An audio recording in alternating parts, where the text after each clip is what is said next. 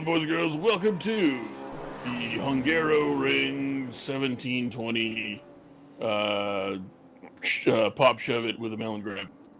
I am very attractive, and with me, as always, is the oldest motherfucker in the world, Mike Magas. I mean, if you're gonna bring up the oldest motherfucker in the world, I'm gonna retaliate with a Lieutenant Byron. You only got one leg. That's true. I mean, I have two, but one don't work. One of them's like, you know, let's just say 30% functional. One's got a dead weight at this point. Yeah. About this, that weighs about as much as their average human being. Yeah, pretty much. My leg could make flyweight. Oh Lord. We are here in Indianapolis, the world famous Brickyard, for the 6th round of the ESR TUGAS and ESR Argentina Super Series. And once again, this is multi-class action. So the top 10 there are these cars, as Max Simmons shows to us now. The GT2s, made up of Audis and Porsches. And the cars with the more like orange colored slash next to them, those are your GT4s, which are made up of BMW, Mercedes, Porsche, Lotus. I don't think we have any KTMs, but they are viable. And we got 2 Audis in the field, with Rick Martel taking the plunge and changing cars to join me in the Audi works team. So that's good. He's a brave soul.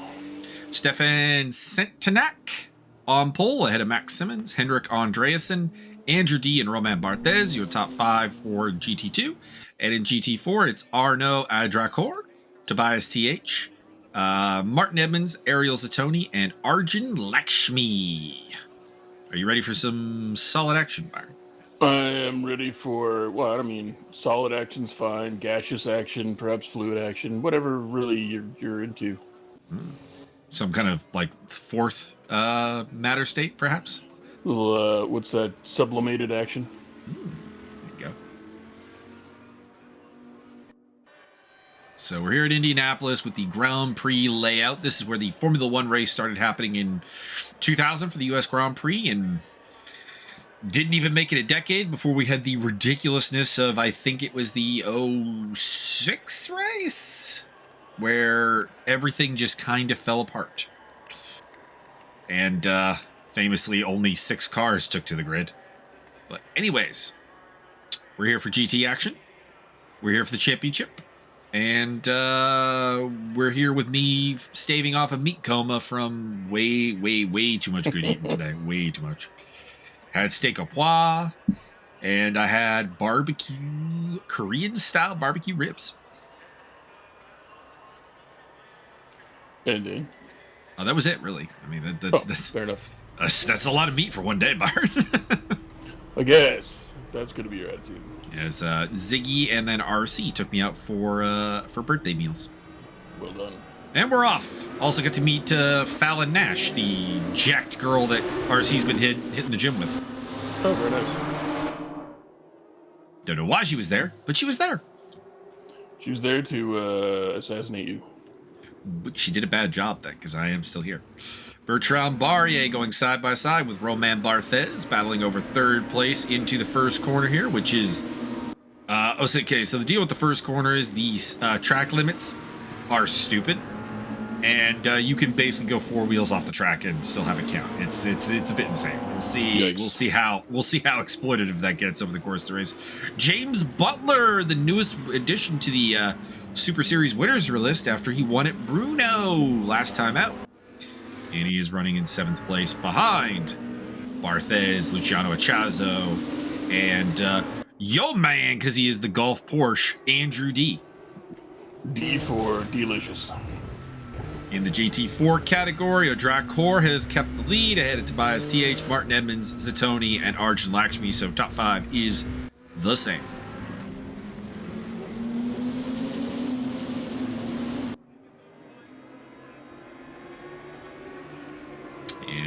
That is Bertrand Barrier hanging on to the podium against Barthez. Well, the top 2, Centenac and Max Simmons, are sprinting away. I was going to say we have a bunch of Americans racing at home, but we really don't, because it's really just Max Simmons and David Fite representing the good old US of A. Bit of a cut touch of the wall there, and that opens the door for some overtaking action as Luciano and Ciaozo gets past not only Bertrand Barrier, but also Robert Barthez. And Andrew D with a dive down the inside. He's also going to gain a couple spots. Barrier to entry has been lowered. Well, indeed, the Barrier there hit the Barrier and wound up losing a couple spots. Riding on board with James Butler. Mr. Butlertron. The Butler in jihad. Oh, a couple of cars off. Diego Bergonco there in the Lotus. And I believe I also saw in the background another Lotus. Oh, James Butler spins. There's Josiah Jerome. New flag for Mr. Josiah. That would be the flag of Chicago. Probably not. Probably not. Bergonca was spun out, and I think someone else was caught there. Maybe B. Silva, or it might have been B. Silva. It was another Lotus. So we got a little low tie on low tie crime there. Was that the one of the Disney Plus shows, Low Tie? Probably. Oh, it's Loki. Loki? Loki. Loki, yes. Loki in the multiverse. And also, of course, the Black Lotus Triad from Lucha Underground. Josiah Jerome on the tail of Rene Ermer, battling over 9th place at the moment. It's kind of weird because Ermer was sporting that livery, the Monster Energy livery, before, and has been moved into the Advan livery. Interesting. And now Josiah has the Monster livery. Picking up Martin Edmunds as he trails Tobias TH and Arno Adrakor, and in his rear view mirror is the Lotus of Ariel Zatoni. There's a whole bunch of Lotuses together there. Edmunds, Zatoni, Lakshmi, and Pedro Magalesh. That corpulent Puerto Rican. Mm-hmm. We've got Byron actually saying the Magalesh stuff, which is pretty funny. But I've been saying that since the thing came out. What do you mean? I know, but he's saying it in like comms during the race. It has infected him. So you said you had Byron saying it. No, not. Pardon me, Martin. You're just all Martin. Doped up on meat. I am. I'm going to be in a meat coma later. That's for sure. Roman Barthez. Roman Barthez on the tail of Bertrand Barrier. Oh, it's probably we've also got an interesting one there. V. Correa, the 8th place car there. I'm not sure is that Puerto Rico? Maybe. Which? 8th place car. 8th place is that would be Puerto Rico, yeah. Excellent. See, I was right. The Port of Rico. I just wasn't confident enough. It is indeed the Port of Rico, aka Reverse Cuba, aka Texas, aka there's so many like places that have almost exactly that flag. Mm-hmm. It's kind of like your boy Ermer, who's clearly from inverted England.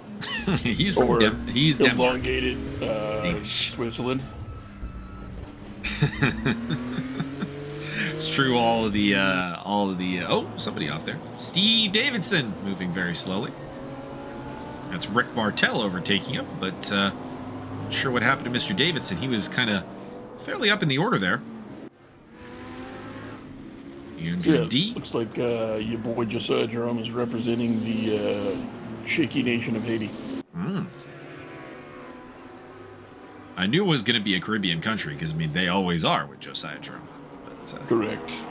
I do not know the due to their lack of sports and racing. I do not really know my Caribbean flags all that well.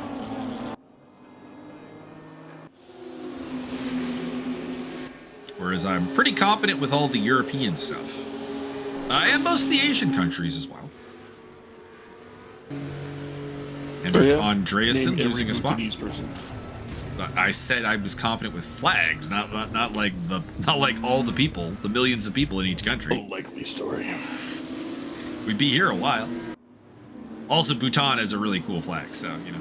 They do have the coolest flag. They always stand out.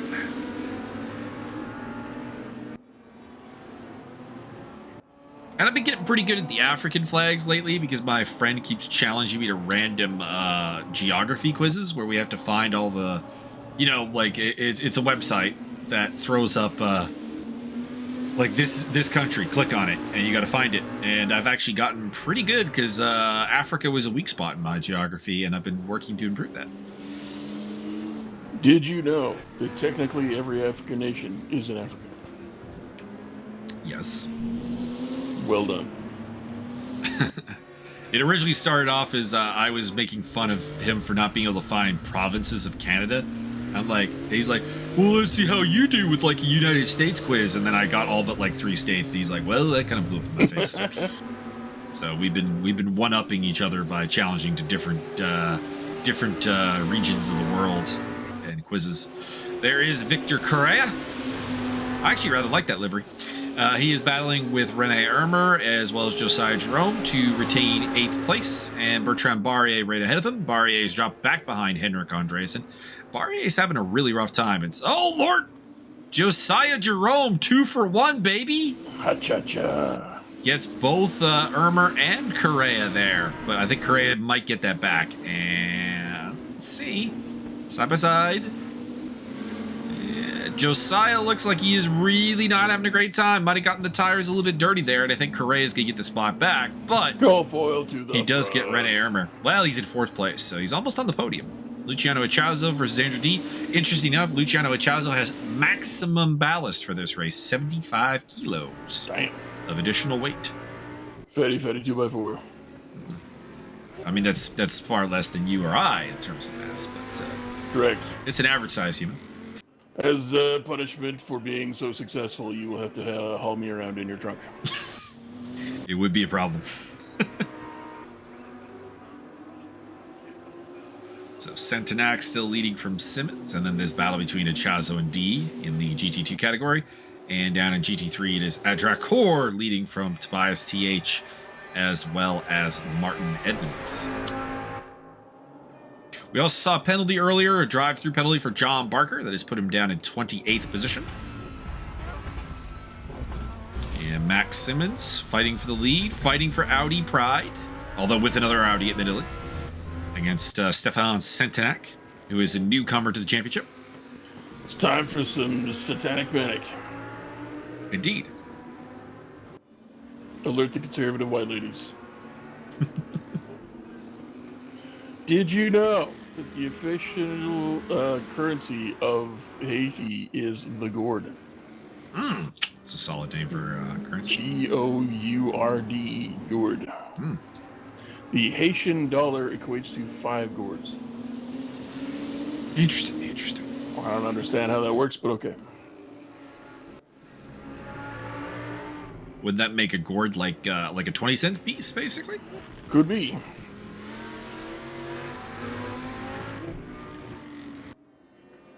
Max Simmons on the tail once again with his anime-inspired car. Did you hear about Jeff Bezos in the Netherlands? I did. Fucking hilarious. Yep. Anybody who hasn't heard, Bezos paid to have a giant fucking yacht made in their shipyards, and then demanded that they dismantle like a famous historical bridge so he could sail it actually out of the shipyard, because he's too fucking dumb to figure things out like scale. And so, or he just thinks that the money is totally worth it. I mean, they've got the money, fuck them. And then apparently a lot of citizens say, oh, fine, whatever. As soon as you try and sail that shit out of port, we're going to throw eggs all over it. Fuck you. Yeah, they said something like 100,000 people have signed up to throw eggs at Bezos' yacht. I am indeed pleased with these things. Yeah. Jeff Bezos, a man who has figured out how to become the richest man in the world off of basically minimum wage labor. Fuck Jeff Bezos. Clippy clap, clippy clap. Kinda, yeah. I'm not saying that the man who created Amazon doesn't deserve to get rich, but like, there's a point where like we've gone beyond rich here, people. Yeah, like at what point? Come on, son.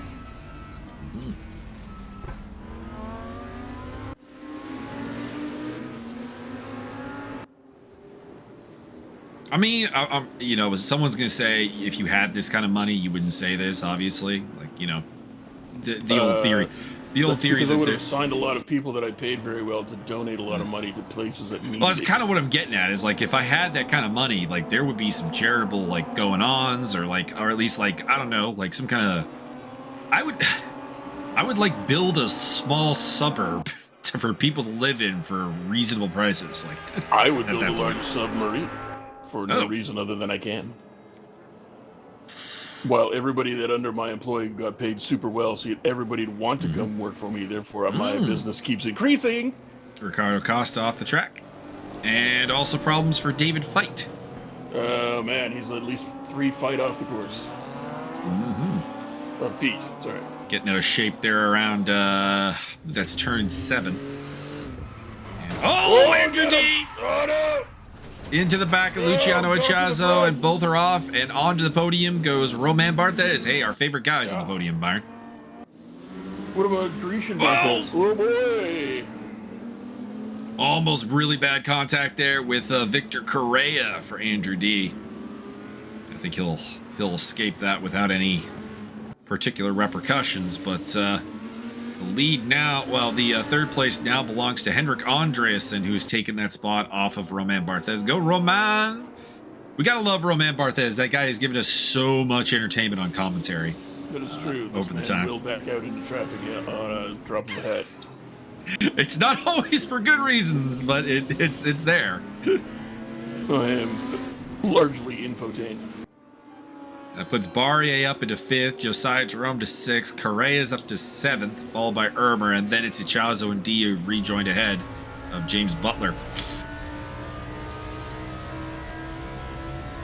On board with Josiah Jerome. Or Juicy J, as we like to call him. They've kind of left Correa and Ermer quite a ways behind, so that one-time 4-car battles now turned into 2 separate 2-car battles, as Ricardo Costa is off. BC Lion car crashed. Indeed.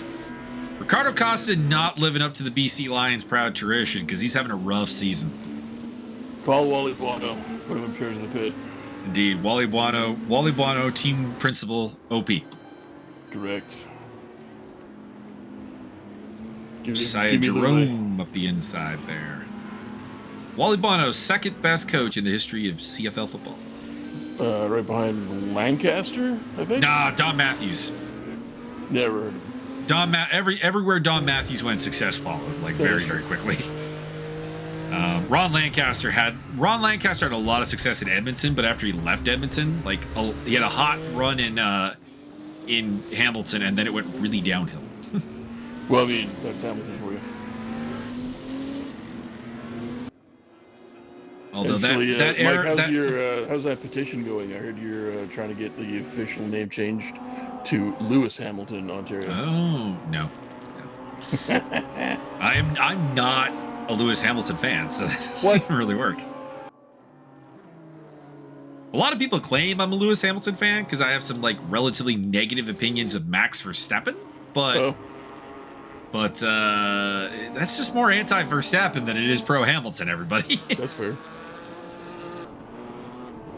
So, somebody off there. I think that's a Mercedes. So it's either David Marcaday or it's Steve Davidson is dropping back. So it is Steve Davidson.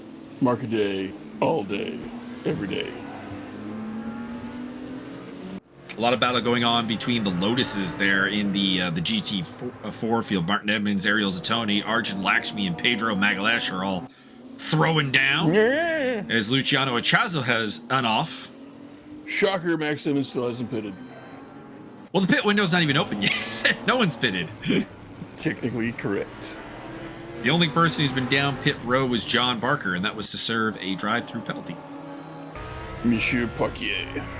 On board with Max Simmons.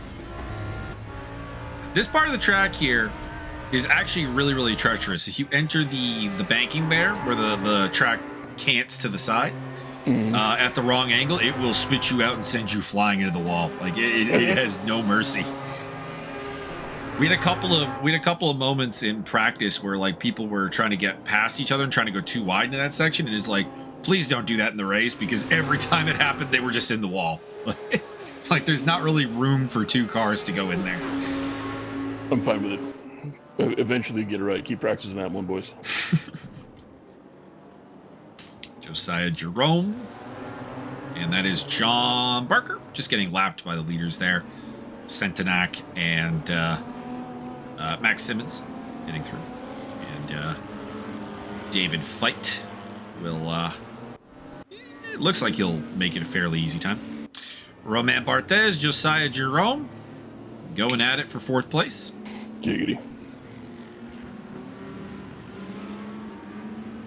And that is Barrier in the background.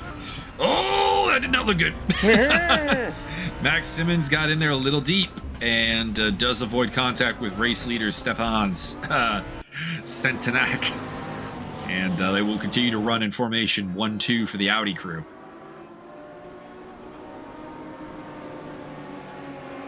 Are they still behind Fight? Oh, no, Fight. Oh, there's Fight. He's off track. He's off track. Once again, throwing through some back traffic here with Vic Vega and Diego Braganca. Or Diogo Braganca, pardon me. Every time I see his name, I think of The Expanse, because Diogo in The Expanse. What about you, boy, Mateo? Mateo's good too. Mateo went splat though. He got turned into some like blood-colored jam. Blood-colored jam. I mean jam. Okay. He's the one that went through the ring. That is absolutely 100% semi-accurate. I do love that scene. That's a pretty good scene. And it leads into the return of Thomas Jane, baby. Hell yeah. As we see Bertrand Barrier sideways on the track. Barrier has had great pace, but we've seen him sideways or backwards a couple of times. It looks like that car is real unstable.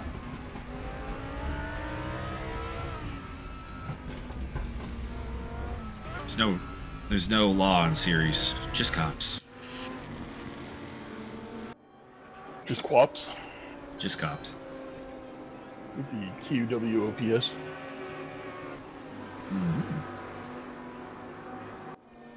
I actually had a boss whose name was Mike Quapian. We called him the Quaps. He's a funny guy. Actually, probably is my favorite boss to date. Mostly because he was incredibly nerdy and instantly loved me when I was able to Star Wars battle rap him back. And he's like, oh my god, someone finally got that. Also was a little bit abusive towards one of our workers, Kevin, because Kevin was not great at working, and he's like, all right, I was left briefly in charge at one point, and Kevin's like, I've been here longer, I should be in charge. Kevin and Quaps was like, Kevin, let me introduce you to the hierarchy really quick. Mike's above you in the hierarchy. That guy, ahead of you in the hierarchy. That pump truck, ahead of you in the hierarchy. This box, ahead of you in the hierarchy. You're behind.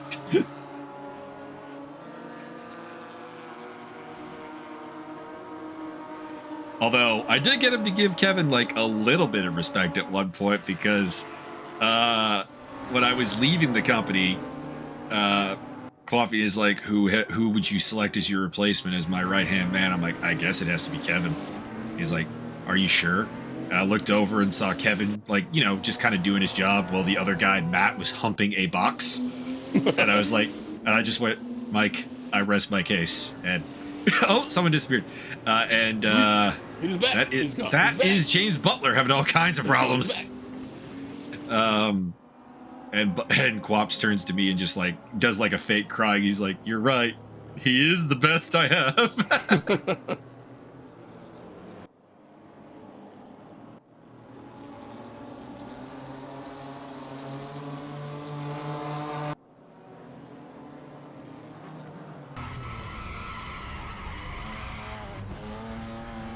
Matias Gonzalez, shown in 20th place. I don't like how they don't have the multi-class position there, but I can work it out. He is in 9th place in the GT4 category, on the tail of Magic Kazchuk in the red and white car.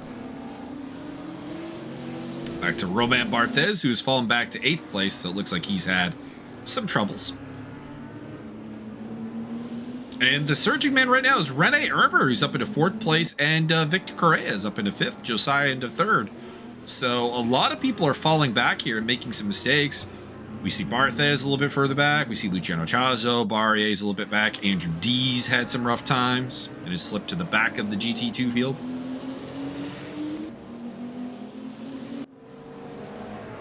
But interesting.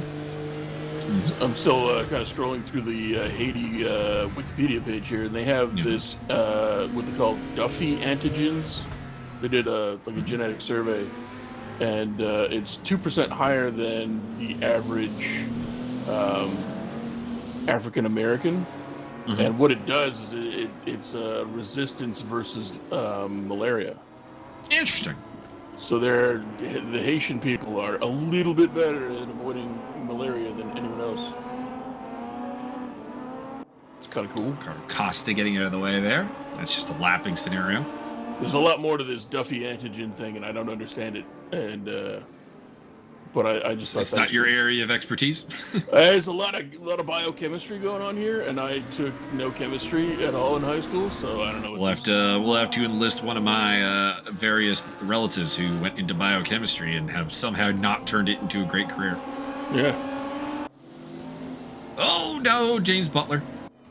My goodness. Spinning around again. We've had our first retirement, by the way, I think. It looks like Dave Fight is out of the race. I hear that if Pedro doesn't win this race, then he's going to be shipped off to Nicaragua. I mean, that might be true. He's running behind Ariel Zatoni there. Brazil v. Argentina, baby.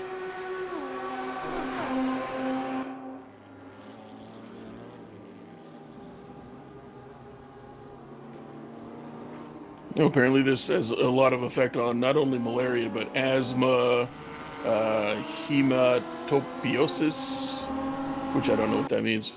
Probably it's blood something to do with blood. Benign ethnic neutropenia?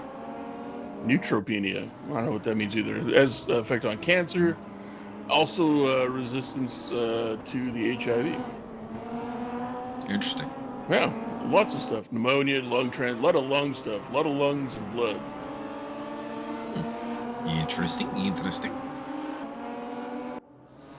Pedro Magalhaes had an interesting one. I told you about my good friend Wade Wilson. When I say good friend, I don't really consider him a good friend, but like he does seem like a cool dude. It might get better. Who knows? I've known him for like a week. Sounds like the angriest porno known to man, Wade.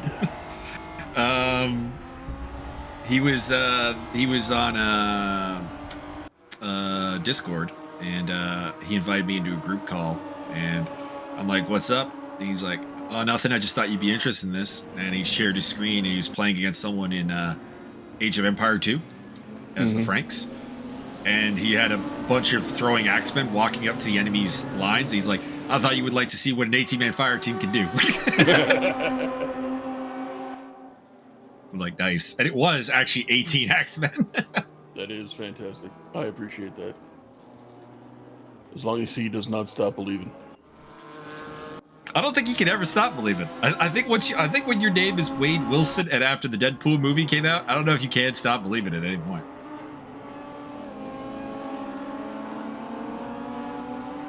Francis wasn't around, so I didn't get a Wade Wilson, what's my name?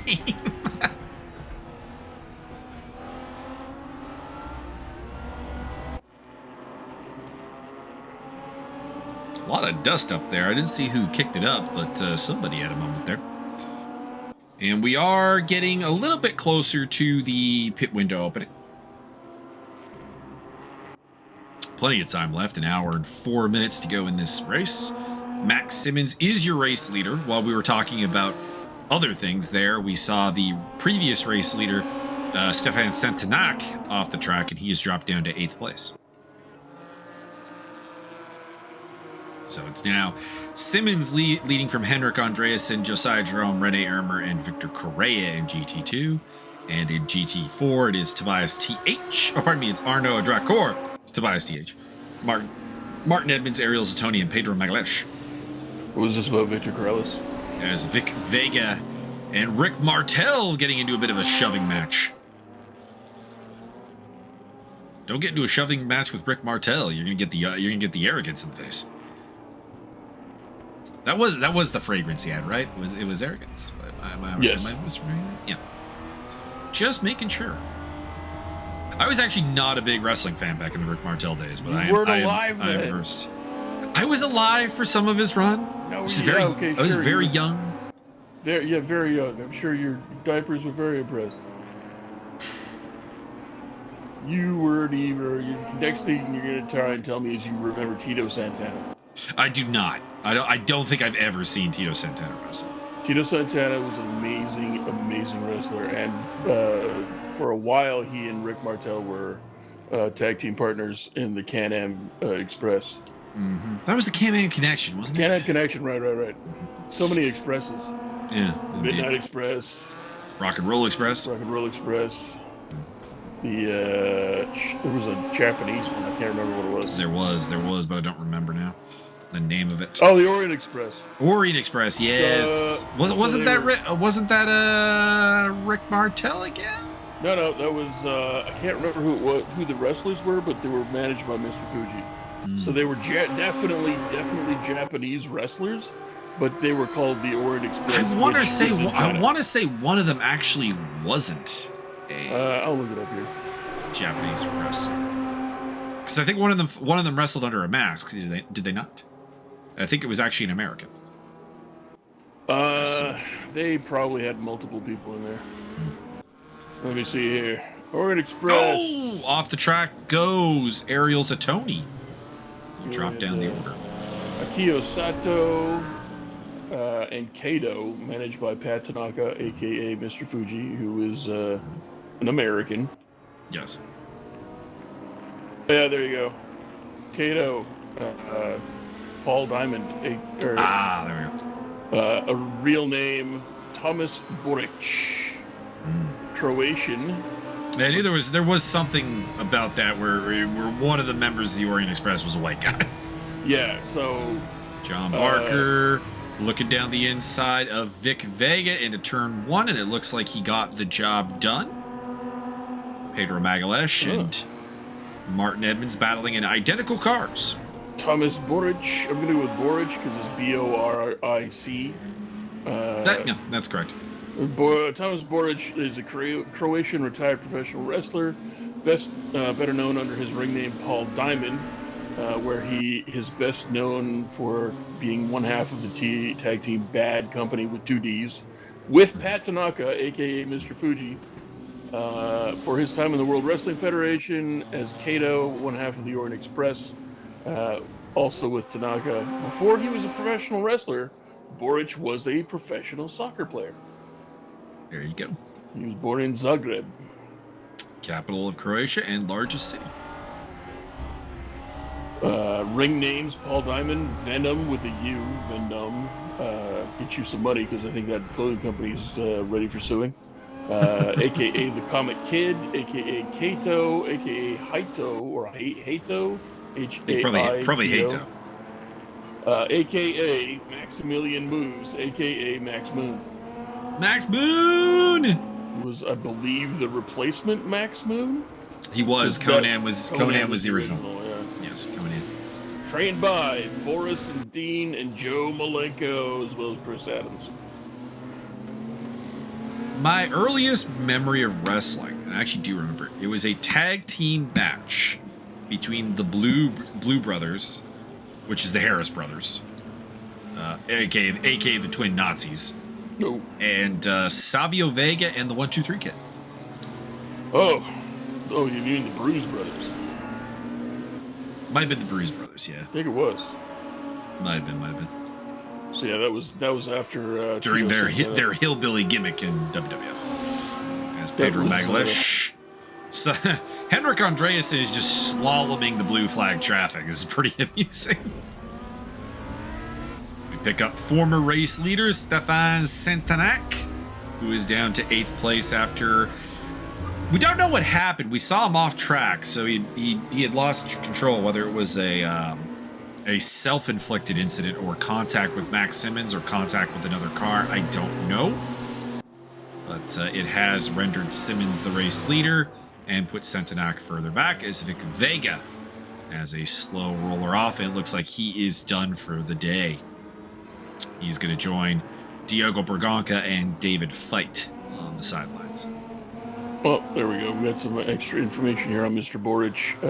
So when he was 13, his family moved to Canada, and they ended up in Winnipeg, Manitoba. Mm-hmm. Might be a member of the Winnipeg Mafia. Winnipeg Mafia OP, man. Went to ODU in North Virginia, or Norfolk, Virginia, and then played professionally in soccer for the Calgary Boomers and the Tampa Bay Rowdies. So not really a professional soccer player, if we're being completely honest. He got paid. True, but I imagine not a lot. Because until the advent of the MLS, there really wasn't a lot of, like, you know, paid, really paid soccer in the Canada and United States areas. Andrew D goes for a spin. And while Tampa Bay did briefly have a team in the MLS, Tampa Bay Mutiny, that team has been folded for quite some time. And of course, Calgary. And Calgary has never had an MLS team. It is because Calgary is a shithole. They compete in, I forget the league's name now, but it's the big Canadian soccer league that came out a couple of years ago. The Hamilton Forge play it, as well as the Edmonton FC and the York 8, I think is what they're called. York. Probably something out in BC as well, I would imagine. I have no idea, probably. Not around here. We all take kindly to them ball kickers. I mean, probably around Vancouver. Y'all ain't play no rugby, you can get the fuck out.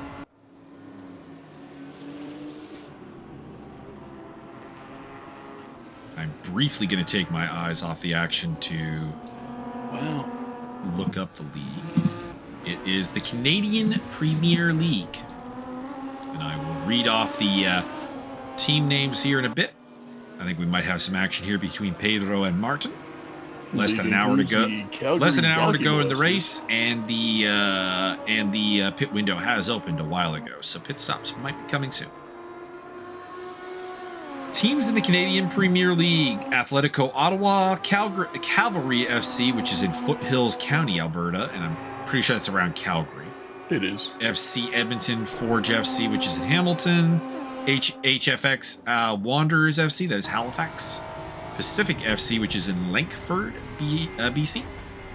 Valor FC, which is in Winnipeg. And York United FC in Toronto. Has there ever been a team that has been ununited? Interesting. 3 future expansion teams are planned. One in Saskatchewan, and Vancouver and BC are supposed to get teams. That's not surprising. What is this? The third one is projected to go to Windsor, Ontario. No. It's a bit of an odd choice. I mean, Vancouver already has that team, so they're getting 2 teams. Basically, yeah. They're big enough. Oh, yeah, totally. You can put like 17 teams in Vancouver. And we have our first pit stopper. It is Stefan Centenac, who's been into the pits and come out in the middle of some GT4 traffic, so he'll have to work his way through there. Won't be too hard. The GT2s are like 5 seconds a lap faster. That's a significant delta, and like places like the back straight and the embanking are pretty much automatic overtake zones for them. So Bertrand Barrier on board, trailing Romain Barthez, battle for 6th place. Ahead of them is Victor Correa. Although that is not the car that is actually ahead of them. That is an Audi ahead of them. I think that's Centenac, actually, who's ahead of them. Get him, Satanic! So he is pitted and is effectively going to be in for some blue flags, maybe. Pedro Magalhaes down the inside of Martin Edmunds. See what I mean about the track limits there, turn 1. That is not a track cut. That is allowed by the game. And with that move, Pedro is up onto the GT4 podium behind Arnaud Adracor and Tobias TH. And Super Dave Osborne. Super Dave.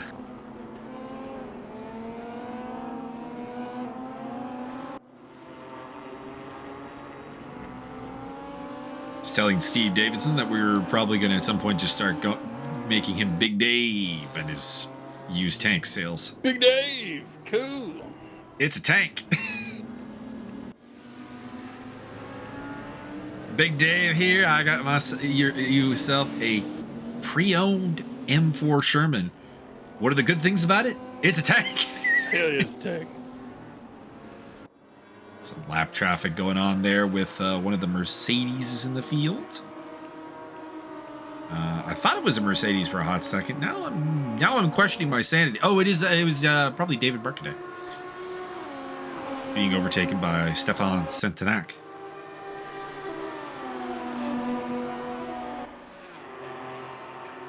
And you can see there Rene Ermer putting a lap on Ariel Zatoni. And he is coming for the battle for third place to make it a little bit more complicated with some blue flags. Bertrand Barrier overtaking Romain Barthez, although Barthez is dropping like a stone, so he might be gone. I think he's retired. Looks like Barthez lost connection. Luciano Ciaozo gets a little love tap there from Mark Day.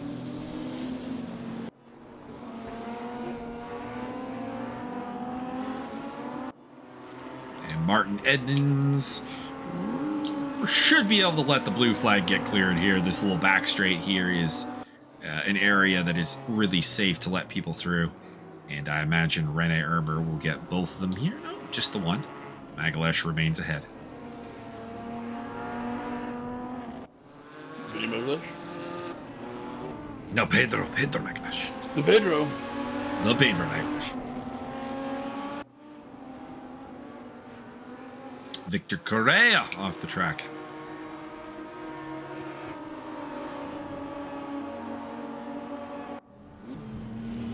And there he is, getting back going. Somebody way off there. That is Luciano Ciaozo.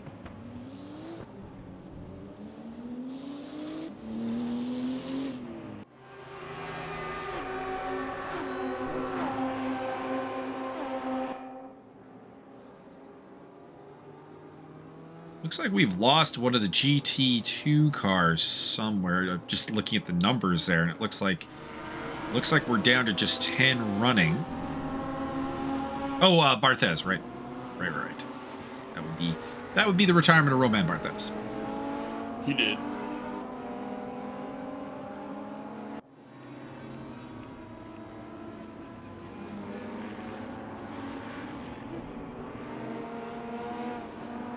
Martin gets, oh, there we are. We were wondering this on voice comments. Matias Gonzalez disqualified for speeding in the pit lane. And to be honest, normally you just get a drive-through for speeding in the pit lane. He must have been really speeding in the pit lane, if you know what I'm saying, to get that DQ. But the stewarding's decision has been handed down. And that puts us down to 23 cars running. We've also lost Victor Correa by the looks of it.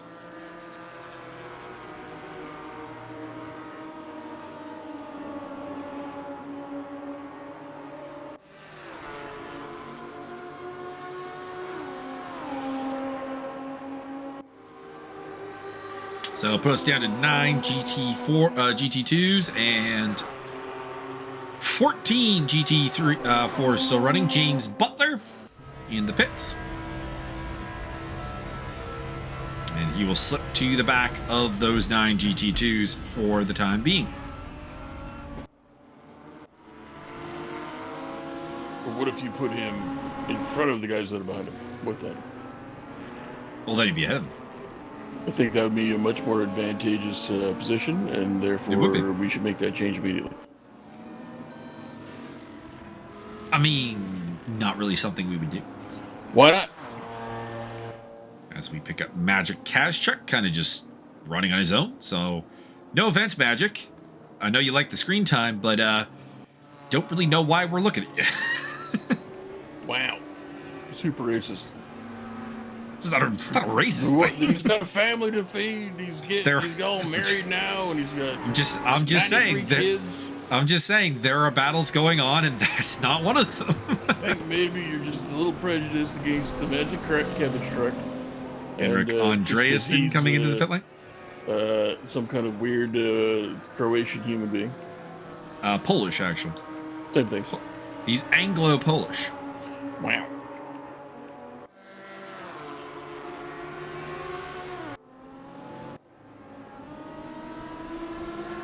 Steve Davidson on the tail of Arjun Lakshmi. Now, Lakshmi has pitted. It's kind of come out in a bad spot because he's right behind Rick Martel. And Rick Martel is not going to make life that hard for him and cedes 19th position, which is 10th place amongst the GT4s.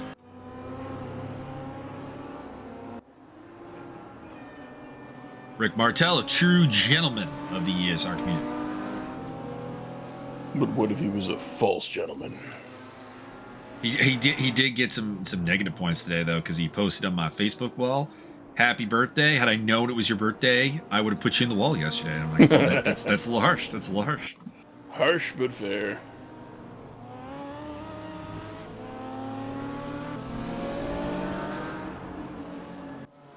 And he is battling with Steve Davidson.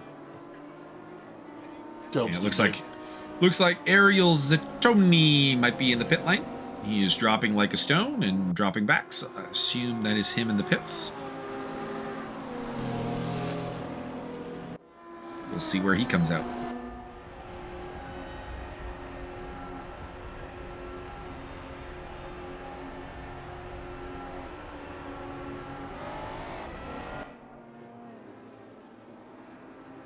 Ariel Zatoni rejoining festivities. Coming out ahead of that is B. Silva in the background. The B stands for bodacious. I don't know what the B stands for. His name actually hasn't come up on the screen. I'm kind of hoping it does. Oh Lord, Luciano has almost murdered someone. That was really close. And a drive-through penalty for Bertrand Barrier speeding in the pit lane, and he came out ahead of Stefan Centenac. But that is kind of... Now, these two guys are teammates, actually, in a esports team. I wonder if Barrier, knowing that he has that drive-through to serve, will just let Centenac through.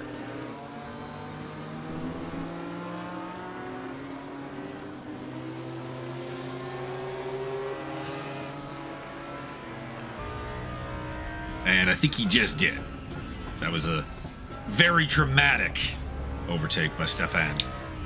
Or very, very, very dynamic, maybe is the word I'm looking for. Very quick overtake. There you go.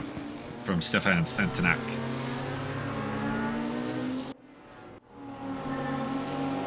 And heading into the pits there, I think that is Steve Davidson. Yes, it is. In his Mercedes. Martin Edmunds is in the pit lane. And the key is, where is Martin Edmunds going to come out in relation to this man, Ariel Zatoni? He's out of the pits and quite a ways ahead of Zatoni, actually. So I think Zatoni's pit stop wasn't all that well timed, as it looks like he just got caught in some pretty rough traffic.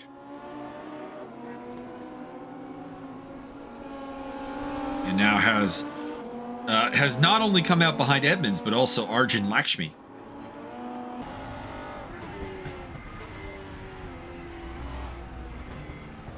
Rick Martel versus Ariel Zatoni. Again, this is a car with fresh tires versus a car without. Of course, we do have the option to only take 2 tires, but I think most people were taking 4 tires based on the pit times I was seeing. So I suspect that Zatoni has 4 fresh tires to the rather worn ones of Rick Martel is Magic Kazchuk and David Marcadet. Making the pit lane there, you see Andrew D getting service as his car is hanging around in midair there. I mean, I believe if you get more than 3 tires done, then you're just wasting time. In this game, of course, the key skill to being a crew chief, the ability to have the force. You got to lift that car up.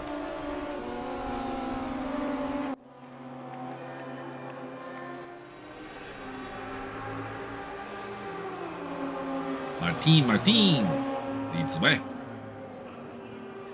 By the way, I just gotta say it, they're in 12th place overall, but in first place amongst the GT4s, it is that young, destroying kid, Michael Magas. Oh my god. Haven't really seen much of him at all today. It's because there we are, Bruno Silva. We have the B finally.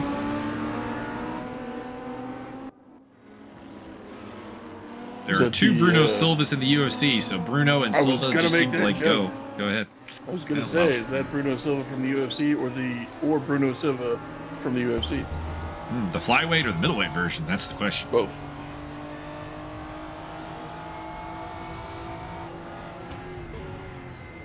There was actually another middleweight named Bruno Silva that was in the UFC a couple of years ago. He was kind of boring and didn't do very well and got cut. What a scrub. Not like the two current Bruno Silvas who are doing quite well and are pretty exciting.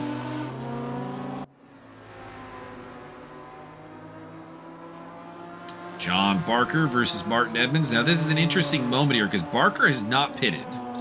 Edmunds has. And a whole host of people leaving the pits there. Mark Day, Pedro Magalhaes, Tobias TH. Tobias TH has come out behind Pedro Magalhaes. Interesting. The Porsche was ahead of him in second place. Edmunds to the inside of John Barker. And he is going to get it.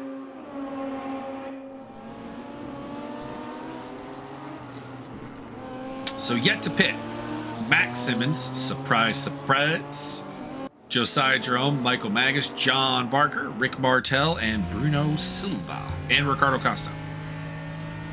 And Super Dave Osborne.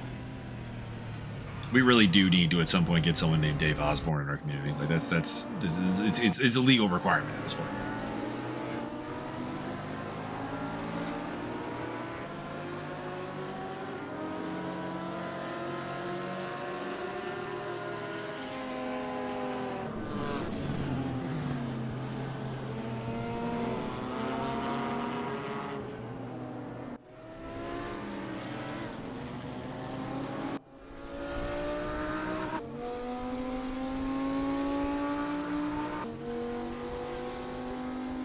Stefan Santanak up into 6th place, having done the early pit stop and is trying to make a recovery run, but he's still behind Josiah Jerome, Henrik Andreasen, and Andrew D, as well as Max Simmons. Butler, Ciaozo, and Barrier rounding off the GT2 field. And Arno Adracor leads the GT4 field from Michael Magas, Pedro Magalhaes, Tobias TH, and Martin Edmunds. Barker in the pit lane.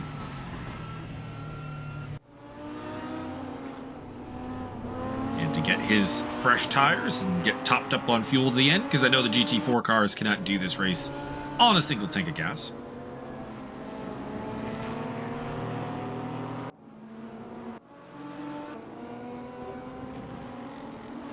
Stefan Santanak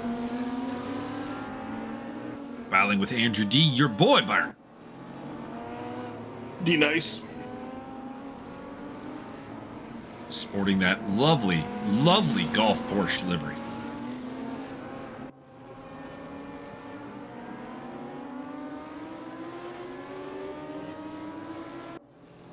And Rene Erber hits a little bit of problems there. But I recommend just driving a hell of a lot faster. That would be advisable. If you can drive a hell of a lot faster, you drive a hell of a lot faster. Yeah. Drive-through penalty for Bertrand Barrier. Didn't see what it was for, but I think it said drive-through and not slow down like the one Arjun Lakshmi has. Michael Magas heading into the pit lane there in the black and green Porsche, or Audi. Bertrand Barrier drive-through for ignoring slowdown penalty. Interesting. So he got a slowdown penalty and did not serve it. So he is going to be down the pit lane, but not for service. It will be for a penalty.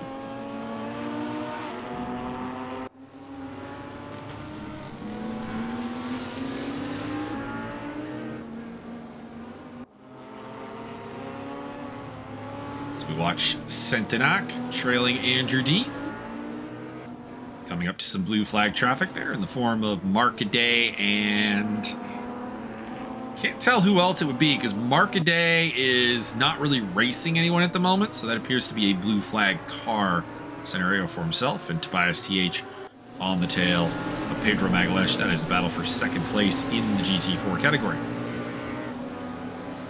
And yet they shall all perish when they unleash the battle bots on round 17. Possibly. So that's Marcaday and Martin Edmunds, I think, that were up ahead. Oh my god, a Truckosaurus with a steel chair.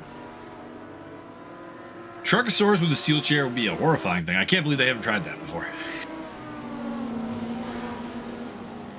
Oh! Yeah.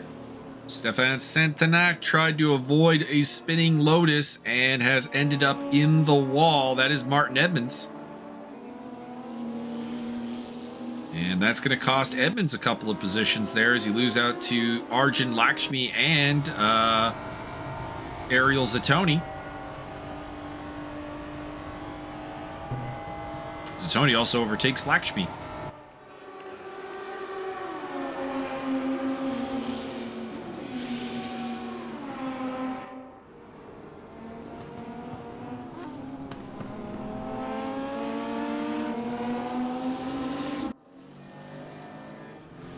Bruno Silva battling with Michael Magas. This is, I'm doing air quotes, for position, but Magas is pitted, and as you can tell from the car, Bruno Silva, he has not pitted. Is Bruno Silva a disciple of the dark side of the Force, Byron? Is he a man who believes in Darth Vader? I mean, who doesn't? If you don't, then you're just not cool. Josiah Jerome exits the race. No! No. We do have a little bit of behind the scenes on that one. That was a game failure for him. Well, maybe if he hadn't had the Haitian flag on there, his gear wouldn't have suffered a catastrophic earthquake. Maybe. We seem to draw the Bruno Silva looking down the inside of Michael Magas, who defends. Oh, Silva's got a run on him, though, side by side. Can he get the job done against the Audi? And it looks like the Lotus might have the inside line here to get it done, and he does. But he still has to pit. The armpit or like a cherry pit? Pit lane. Gross. Doesn't have a lot of time. Can't be too much time left in the pit window. Rick Martel and Ricardo Costa are the only other two that have to pit still as well. Max Simmons has come in. And you know the rule here on the Mike Magas commentary is if you pit after Max Simmons, you probably have gone too late. You have failed. Speaking of pit maneuvers, I'm going to pull one of my own. I'll be right back. Alrighty. He'll be gone for a while. His pit maneuver is considerably long. Yeah, we got to go get like 9 tires. Indeed.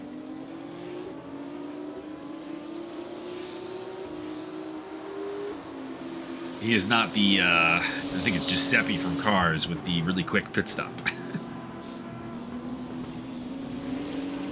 So with the GT2s having had their pit stops sorted, we do have a more or less order now. Max Simmons is 14.5 seconds up on Henrik Andreasen. Rene Ermer in third place ahead of Andrew D. James Butler, and then Luciano Ciaozo. The best battle is probably Butler versus Ciaozo. Barrier and Centenac are also still circulating. That is your 8 remaining GT2s.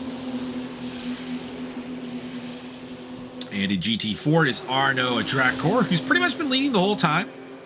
And Pedro Magalhaes in second place. Tobias TH is in third, followed by Ariel Zatoni and Arjun Lakshmi to round off the top 5. Martin Edmunds, Magic Kazchuk is in 7th. 8th is John Barker. 9th is currently Bruno Silva, but he still has to pit. 10th, Michael Magas. 11th, Steve Davidson. 12th, Rick Martel. 13th, David Marcaday. And 14th, Ricardo Costa.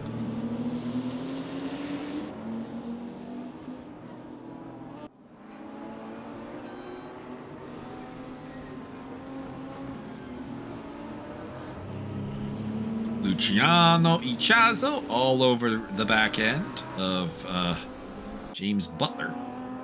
Trying to get through there. There's Arjun Lakshmi. He's looking to get up into 4th place in a battle with Ariel Zatoni.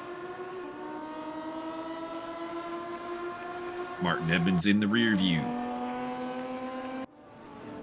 And Butler has lost out to a Ciaozo, at least for the moment. Looks like Markaday is also sans a hood there.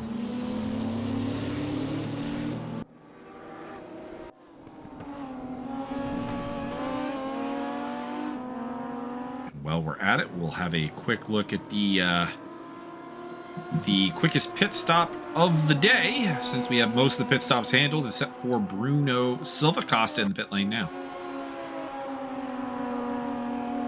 I'm a little bit worried about Bruno Silva just because I don't know how his English skills are, and he's not pitted yet, which makes me wonder if he's aware that he has to make that pit stop.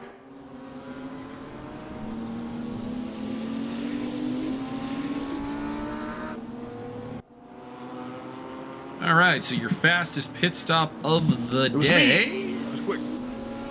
I'm looking now. Fastest pit stop. And it looks like it's going to be... it looks like it was Magic Kaszczuk. He had the only sub 1 minute pit stop, coming in at 56.148 seconds. So, not a tip of the hat because I'm not wearing one, but a tip of the headphones to Magic Kaszczuk on his success in the pit lane. I was very successful myself. Indeed.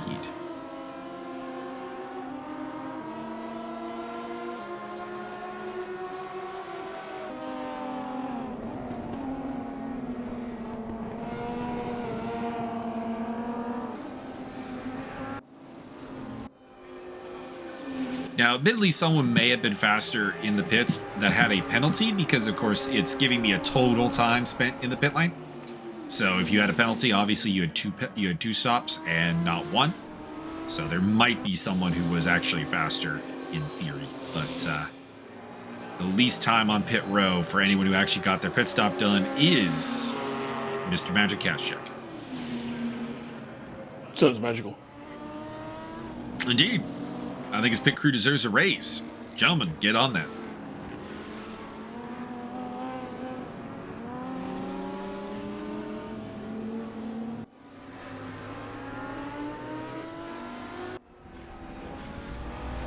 On board with Arjun Lakshmi on the tail of Ariel Zatoni. Battle for 4th place amongst the GT4s. Up ahead of them, I think that's race leader Max Simmons. Yes, it is. And they're also getting past the blue flagged car of Ricardo Costa. By the way, big shout out to Ricardo Costa. He's been way behind all day, but he's still out there trying to make it happen and trying to get those points. And I appreciate that stick-to-itiveness and can-do gumption. I'm sorry, who are you referring to as a racist leader? Is that Max Simmons? Race leader. Also, Ricardo Costa is driving the BC Lions car, so, you know, Byron probably appreciates that he's still out there. Indeed.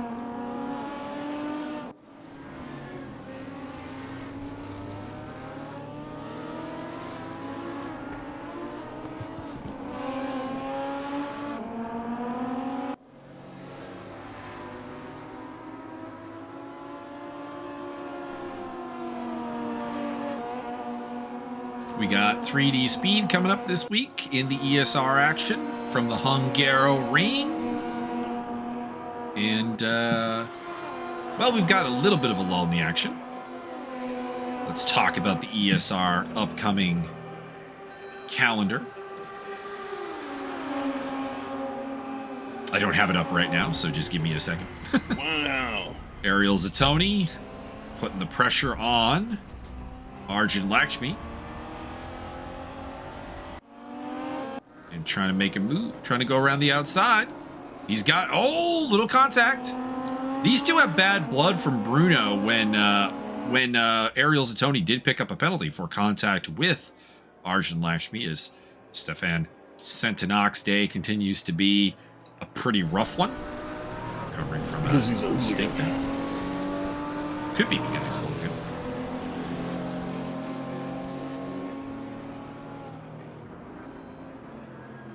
Coming up in ESR action, like I said, we've got the mixed class Monday. They're racing at Imola, February 7th. That is tomorrow. And then on February 9th, it's 3D speed action at the Hungaroring. Then we got a little bit of a break till the next ESR TUGAS eSRA Super Series event, which is round 7 at Sonoma, which will be taking place on February 19th. It is not too late to get in on the action.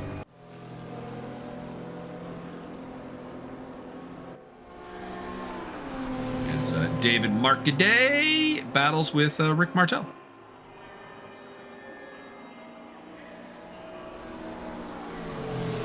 I had a really good fight with Marcaday at Zoo High, so you know he's earned a lot of goodwill in my book. And of course, Rick Martel, one of my favorite racers to take on track, a true gentleman and a joy to race against. Well, isn't that just nice? As Arjun Lakshmi trails Ariel Zatoni, and Martin Edmunds is catching up to both of them, so he's making ground.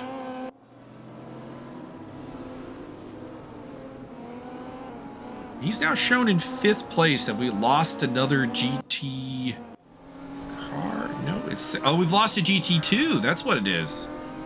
So looking down the list here to see who are missing, it looks like Stefan Centenac has pulled the plug and retired from the race, and that puts us at 21 cars. Stefan Marbury? It's a shame. Centenac definitely had a lot of very, very good pace around here. We saw some amazing stuff from him. But we did also see a lot of inconsistency and a lot of instability. So, rough times.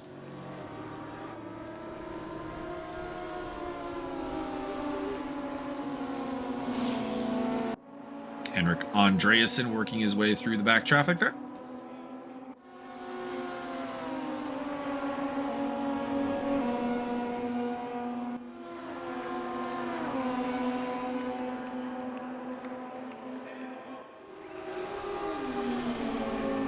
So looking down the order here to see the battles that are going on at the moment. The top 3 in GT4 are covered by about 8 seconds, 9 seconds. So it's reasonably close there between Adrakor, Magas, and Tobias TH. Ariel Zatoni and Arjun Lakshmi. Martin Edmunds are battling for 4th, 5th, and 6th. And then further back, there is still that battle between Bruno Silva and Michael Magas, although it is not one that really feels terribly probative, as Silva still has to pit or face I believe it's a 2-minute penalty.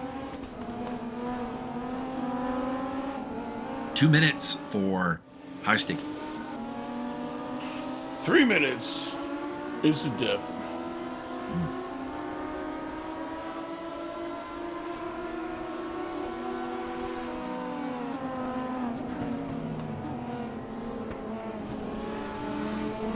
Byron Derksen, 5-minute major for fighting and a 2-minute minor for instigation. You can't prove that. I mean, that is the Gita Ochik way. He was asking for it. And that's definitely the Yarko Rutu.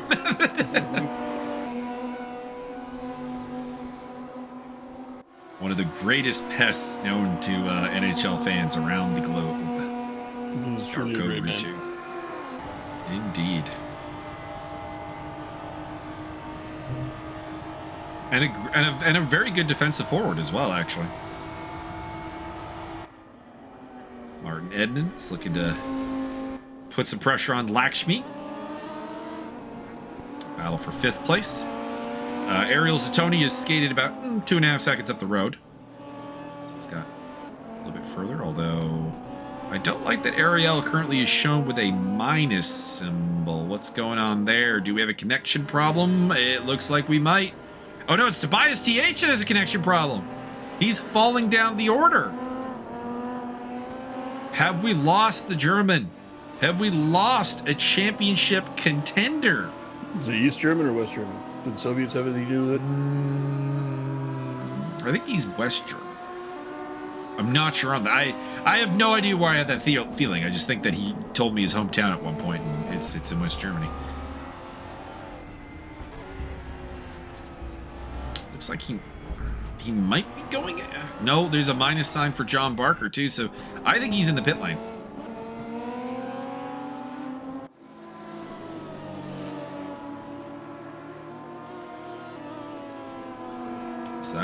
That will eventually bop everybody up a spot there. And yep, Tobias TH is out of the race. We're down to 20. 7 GT2s and 13 GT4s.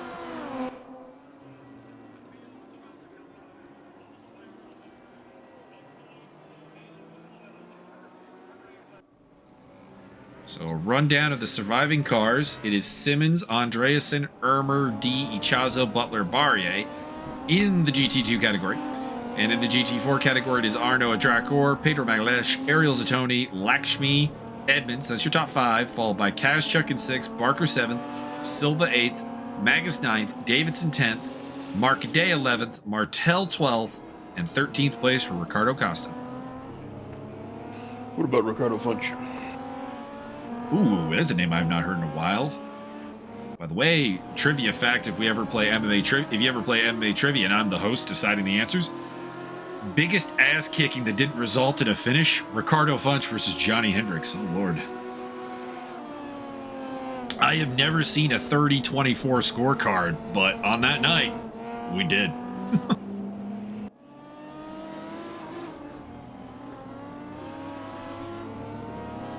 I think Johnny Hendricks in his post-fight even was like, I don't know what it takes to finish that guy. I don't know. I believe it takes 3 entire car engines to drop directly out of his head. Probably. He's like the there is a I've been watching Chicago Fire, and there was an episode where a house got you know how they carry the houses on the flatbeds sometimes. It got flipped over onto 2 guys in a motorcycle and sidecar, and somehow they were both alive. It's like, oh my god, how? Fell through the window, or the window fell through them. That was part of it, but they did get crushed a little bit. Their legs got caught. It's just it's a mild crushing.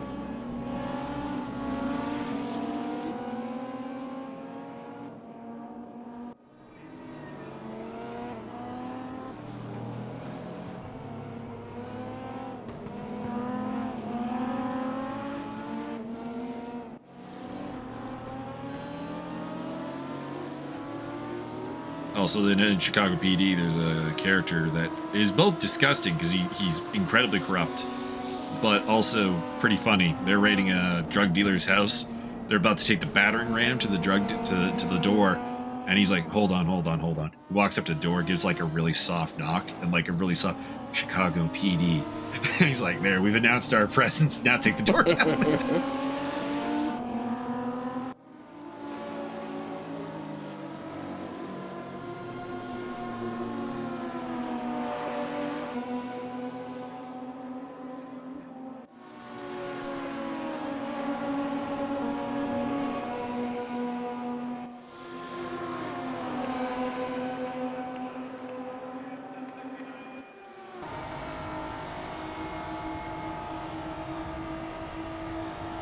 Edmunds looking for a move on Arjun Lakshmi down the inside. Might get it.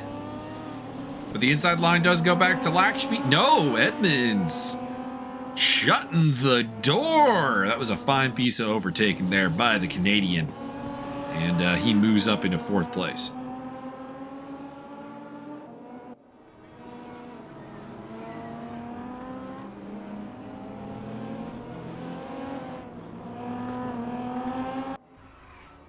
Oh boy, that was Luciano Ciaozo by process of elimination. Barthez also runs that car, but Barthez is out of the race, so that's Luciano Ciaozo having a moment there.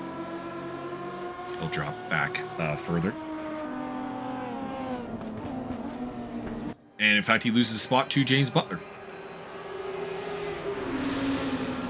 And gets lapped by Max Simmons. So Simmons is lapped up to 5th place. Talk about dominance here today. As Ciaozo re-overtakes Butler into turn 1. I believe it's probably because they've all been cheating through netcode hacks.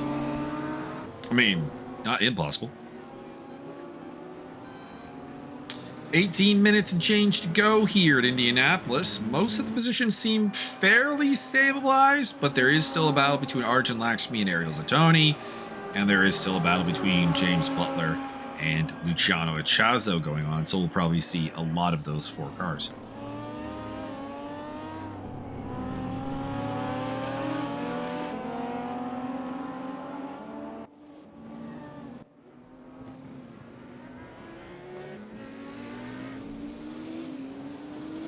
In 3 years of Canadian Premier League action, the Hamilton Forge FC had played in every championship game, Byron.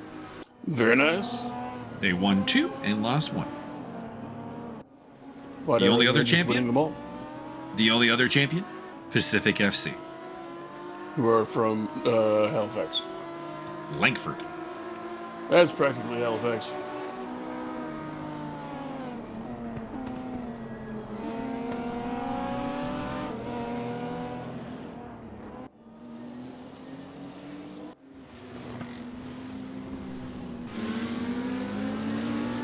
Ariel Zatoni exits the race, so I assume technical failing there because I don't think at this point anyone's... After you put this much time into a race, I don't think anyone's quitting voluntarily. You know what I'm saying? Interesting to see Ciaozo is kind of fighting like it's a positional battle with Max Simmons. He's unlapped himself, which you're entitled to do, but kind of puts him in a weird spot where, granted, he now has a shield against James Butler, but assuming that Simmons has the speed, he's just going to go back past him again because the blue flag is in effect. So we'll see how this plays out. I believe they will be hauled out of the cars and made to fight to the death with pocket knives. And Simmons does get the lap. He does get the blue flag done. Flashy of the headlights there from Ciaozo. I can't really imagine why, but it looks like Luciano is displeased with our race leader in some capacity.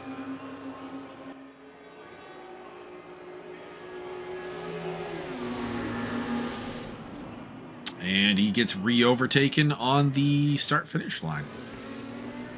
And then re-overtakes at the first corner. Really, I think for both of these guys, they really just need to separate because they're not battling. This is a blue flag scenario. But at the same time, if you're Ciaozo, you can't just let him get away because Butler is right there. You can see it. He kind of needs Simmons to go faster. I mean, the alternative and more finesse approach, I believe, is to just put them both in the wall. I wonder if the flash of the headlights is he feels like Simmons is playing games with him and like kind of racing him, I wonder. Because it's not often you see the race leader and a race leader who's had a comfortable lead today. I mean, he has lapped up to 5th place, and really only Andreassen's anywhere near him on track. You don't generally see them get... you don't generally see a car get a lap back twice against a leader of that caliber.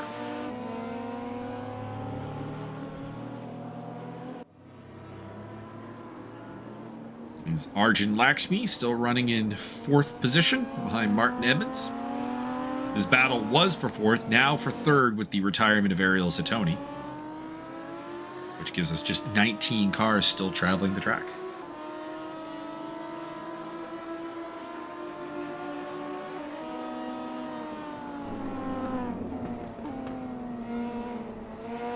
So the GT4 layout, a track core, Magas and Edmunds are the podium right now. Rounding off the top 5, it is Lakshmi and Kazchuk. Then it is Barker, Silva, Magas, Davidson, and Markaday. Now, it should be mentioned, Silva probably is facing a penalty for not taking his pit stop, so he'll drop out of that. I imagine he'll still be ahead of Ricardo Costa, but that is probably it. So that would move Rick Martel into the top 10.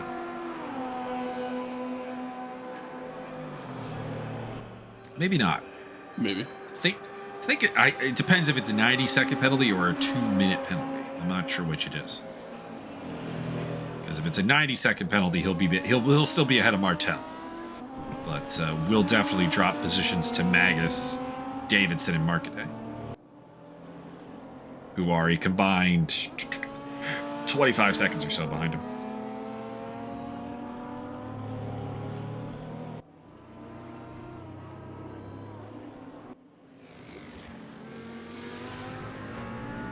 There's your boy Andrew D, running in 4th place and making a late charge at the podium here. He's within 2 seconds of the last podium position, which is Rene Ermer. We saw Henrik Andreasen, the 2nd place car, spin out there, so any pressure Max Simmons is facing is alleviated, as his lead is now over 20 seconds.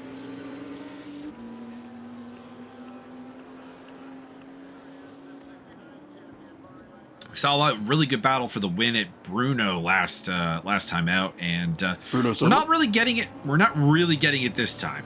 Max Simmons is pretty dominant due to the problems that Stefan Santanac had during this race. And in the GT4 category, well, Arnaud Adracor is only about 4 seconds ahead of Pedro Magalhães. He's not really been challenged this whole time. I think he has led the entire race for GT4 minus his pit stop. And even before the pit stops got satiated, he had taken the lead back from Michael Magas. So he's had a pretty competent and pretty dominant day.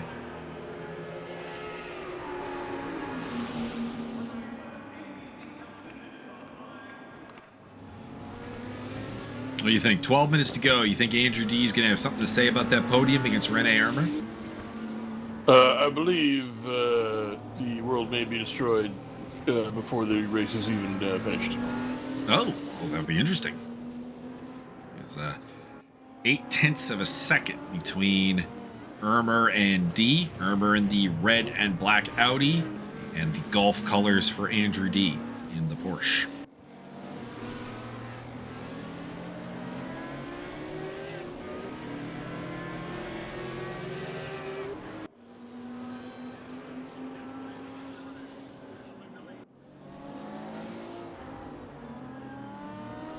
Arjun Lakshmi is still on the tail of Martin Edmunds, although it is 1.2 seconds now.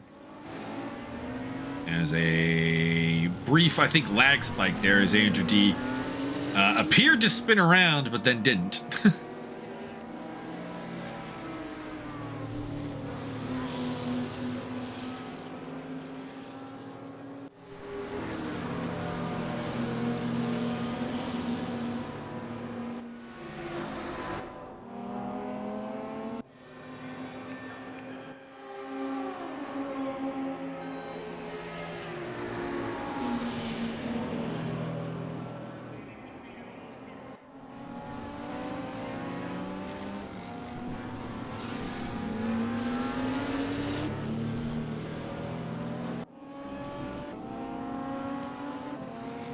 There are a lot of overtaking opportunities around this track. Turn 1 is an excellent spot.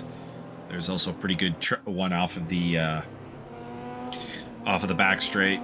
The turn 2 and 3 can also be worked in there in conjunction with turn 1. So there are places, not necessarily a tremendously large number of them, but some options as Andrew D on the inside of Rene Ermer. He's going to get that job done. Ermer just not as quick on the throttle there through the back straight. And Andrew D moving up onto the podium.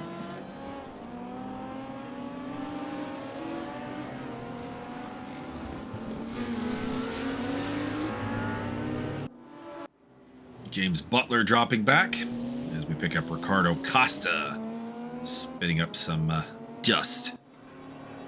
The juiced.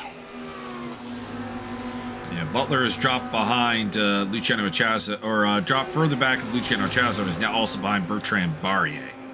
So Barrier up into 6th place. Rene Ermer trying to get back into this. They're coming up to some Lotuses. That is, in fact, the battle between Lakshmi and Edmunds, merging with the battle between D and Ermer. So the battle for both the 3rd places coming into play here. 8 minutes to go. 8 minutes and change to go.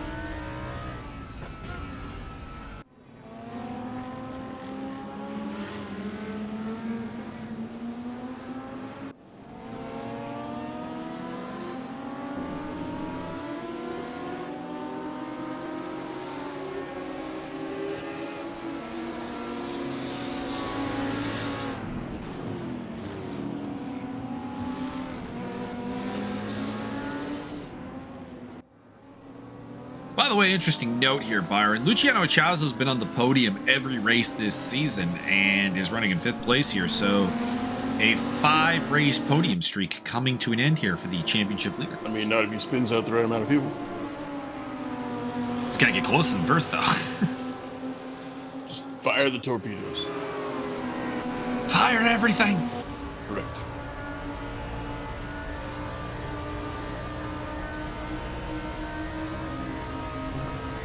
Kind of a shame they didn't really give Eric Bana a lot to do in that movie. Well, I mean, lots of congestion here at the maybe write first a corner. better backstory for him. Yeah. A lot of people really just didn't understand that the whole thing's like an alternate timeline. Mm-hmm.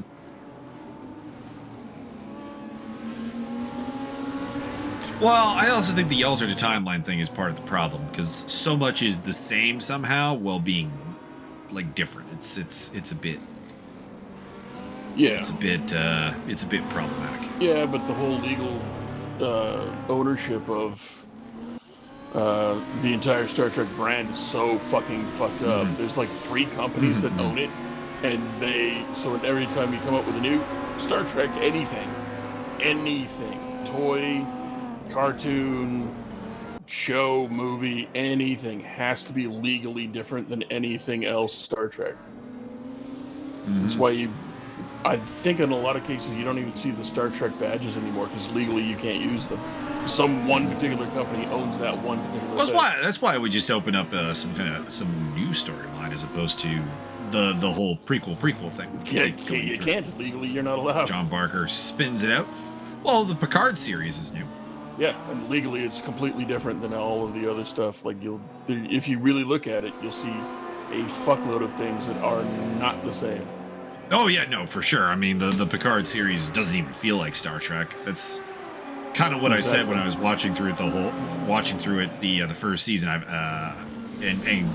I was like, it's not a bad show. It just this ain't Star Trek. Yep. I think it's what it comes down to.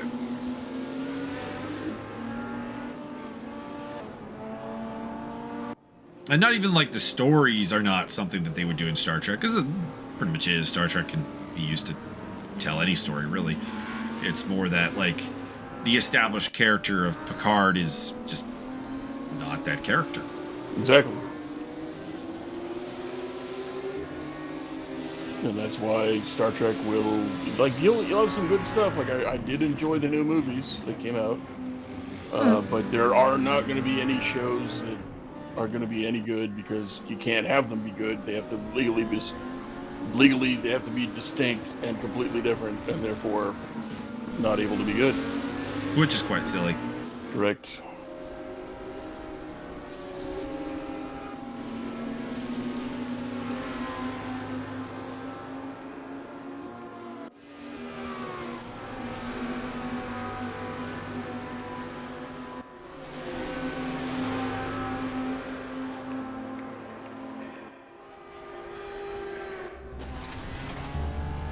Picking up on board with John Barker. Yeah, Juanito. A little bit of an off there.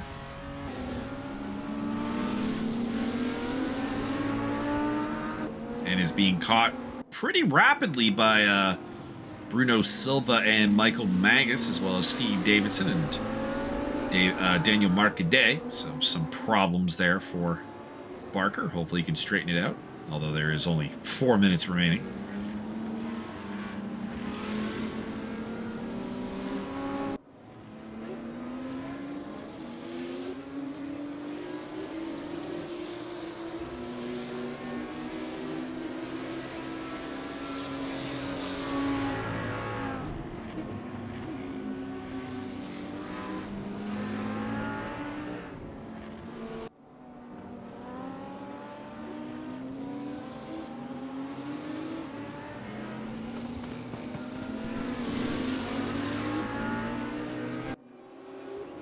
So with probably about 3 laps to go, Simmons leads from Andreas and D. Ermer.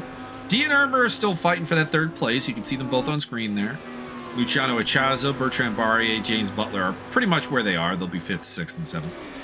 Arno Dracor leads the GT4 category. That gap has come down to 2.5 seconds with Pedro Magalhaes. So Magalhaes is making a late push here. I don't know if he has enough time. Edmunds is in third ahead of Lakshmi. That has more or less settled itself. They're about 2 seconds apart. Magic Kaschuk and John Barker are pretty much on their own in fifth and sixth place. Michael Magas into seventh, and Bruno Silva dropping back. So I wonder if he has finally come in for a splash and dash here at the end. A bit of an odd choice because he's going to get that penalty anyways. And Steve Davidson in eighth, followed by Marcaday. Silva might still be able to bring 10th place home here. Rick Martel and Ricardo Costa are quite a ways back. But we will see.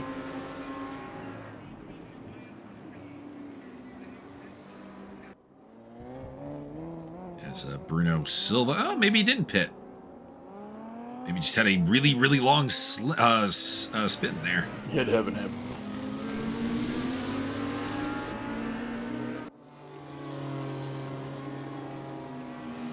But he dropped like a sack of potatoes there. He's about 6 seconds ahead of Magas. So let's see here. He is now 7, 12, about 40 seconds behind that. And coming to a stop, I wonder if he's run out of gas.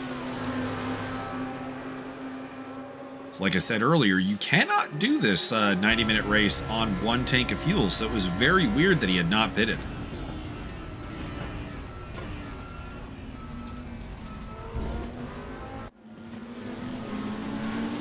Rene Ermer still hoping for that podium. Just had a quick curiosity. Has Ermer had a podium this season? He's had all the podiums. He has not. He's actually had a rough season. He had 3 DNFs to his name. His best finish is 5th at Spa-Francorchamps and finished 8th last time out at Bruno. So he is on pace for his best result. And he would love that to be a podium. But Andrew D would like to deny him. Was this about a dewormer?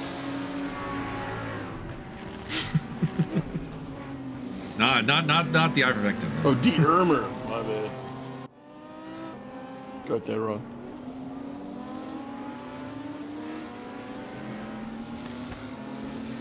Max Simmons looking for his first victory of the season. Had a second at Bruno along with podiums at the Hungaroring and Spa-Francorchamps. But has not stood on the top step of the podium prior to today by the looks of it. But he is coming around.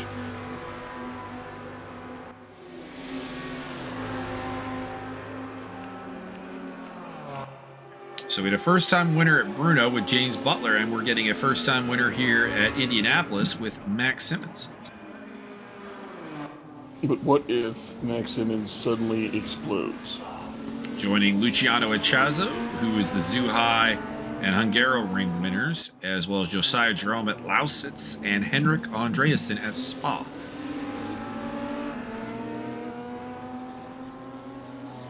So 6 races, 5 different winners. And Bruno Silva appears to be stopped on the backstretch, so it does look like he might just be out of gas. Or very, very low on gas anyways.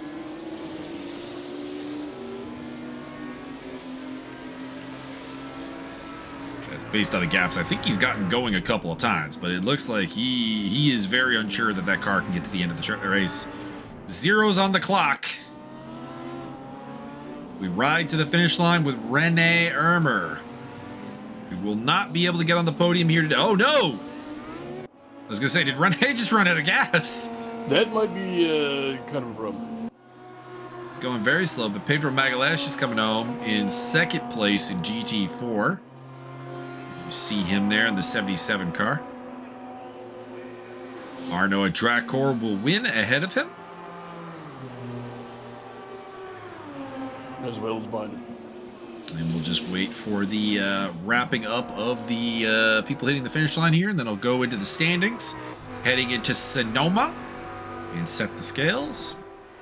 Or the stage, I should say, for the final 3 rounds of the season. It's Sonoma, Twin Ring Motegi, and Daytona. No Daytona? No. Loop.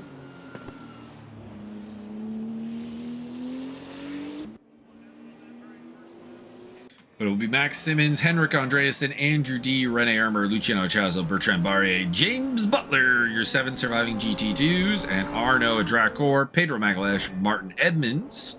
4th place for that man, Arjun Lakshmi. Good timing.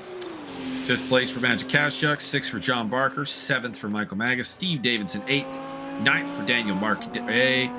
10th for Bruno Silva, but I don't know how that's going to work out with the penalty, with Rick Martel and Ricardo Costa in 11th and 12th place.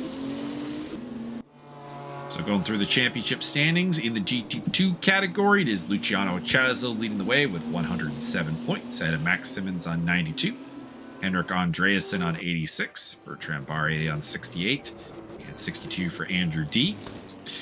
In the GT4 category, it is Pedro Magalhaes leading the way by just 2 points, ahead of Arno Drakor with Daniel Marcadet in 3rd place with 80, Tobias TH on 68, and 53 for Martin Edmunds.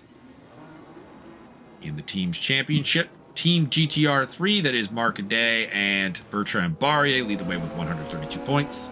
Esports Racing Argentina in 2nd, that's Matias Gonzalez and Luciano Ciaozo. The Dog and Duo Racing of John Barker and Andrew D in 3rd place. Door Bashers, James Butler and Magic Kashchuk in 4th. And Tugas Pro Racing, number 1, that is Tobias TH and Jamie Fordham in 5th place. Any surprises to you there, Byron? I am kind of surprised that Max Simmons managed to finish the race based on the fact that he does not pit. So, yep, we'll be off to Sonoma next, which is a track that is kind of reviled. I'm actually not sure why it's on there. Bruno Silva got a 90-second penalty. That does appear like he will still finish ahead of Martel and Costa. So that is that. Byron, do you have any final thoughts? Why do they make hot dogs in packs of 13 and buns in packs of 72?